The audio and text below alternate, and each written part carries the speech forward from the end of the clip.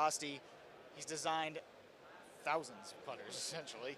Some of them make it, some of them don't. Yep. Let's talk about what goes into putter designing. There's a lot of science that goes into putter design, but at the same time, there's a lot of art.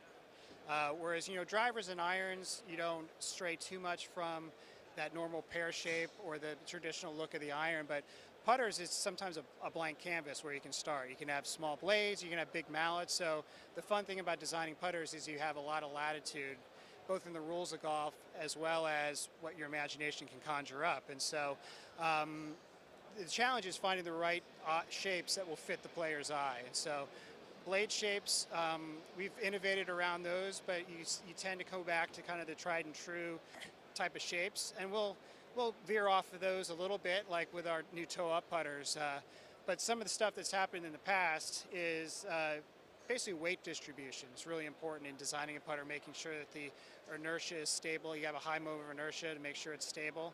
And so these are two examples of our new marksman fang that we've just come out with, where we've taken technology that we did in the two-ball fang, where we took the two-ball alignment feature and changed the material. So go from a steel, which takes up a lot of weight, to ABS plastic. So that's a lot lighter. You can distribute weight throughout that putter to make it more forgiving. This is a new one in the White Hot RX line called the V-Line Fang, which is, again, taking our V-Line design, our number 7 design, and merging them together into one. And so we do that, a lot of that, in coming up with new designs is get inspired by our own stuff and kind of merge them together, take the features that people like about different putters and bring them together in one. You mentioned MOI when it comes to designing putters. High MOI is something that's becoming very big in the putter industry. Right.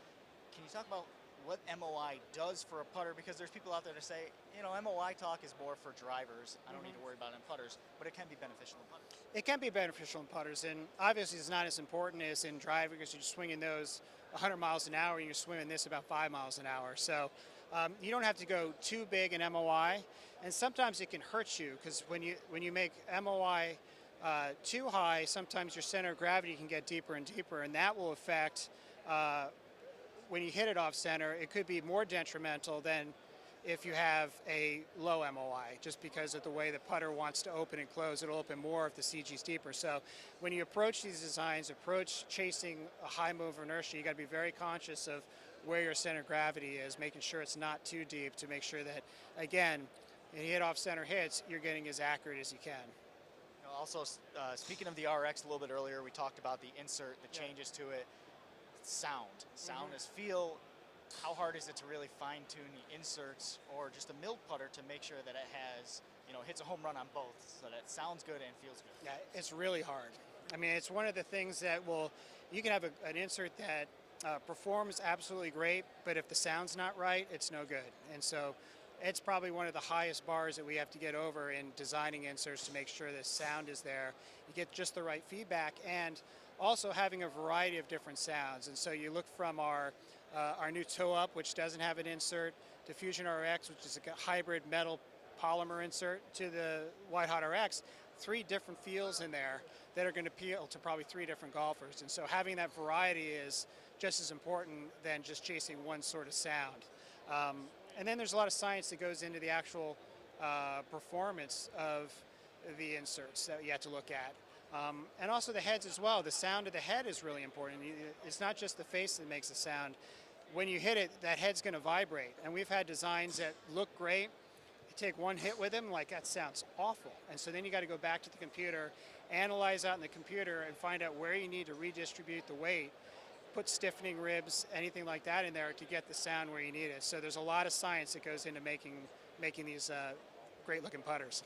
Finally, more of a personal note, of all the designs you've done, is there one putter design that sticks out in your mind that you're just like, I nailed it? That's the one that I'll always go back to as the crown jewel. Well, two-ball was one, and that wasn't fully my design. We had another designer who did a bulk of the work, and he was very passionate about it and chased it for about 6 years. But it's really proud to be a part of at least a little part of that design.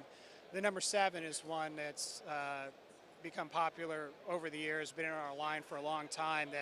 That was my design that I'm very proud of, just to see how how much it's grown over the years. 2-ball was an instant success. Number 7 took a few years, and we stuck with it, had some different options, different sizes out there, and it's going to be on our line going forward, and obviously it influences other designs like the V-Line Fang, so that's what I'm proud of. All right, Austie, thank you for your time for talking putter technology with us. For the 2016 PGA Merchandise Show, I'm Dean DiCrescenzo for THP TV.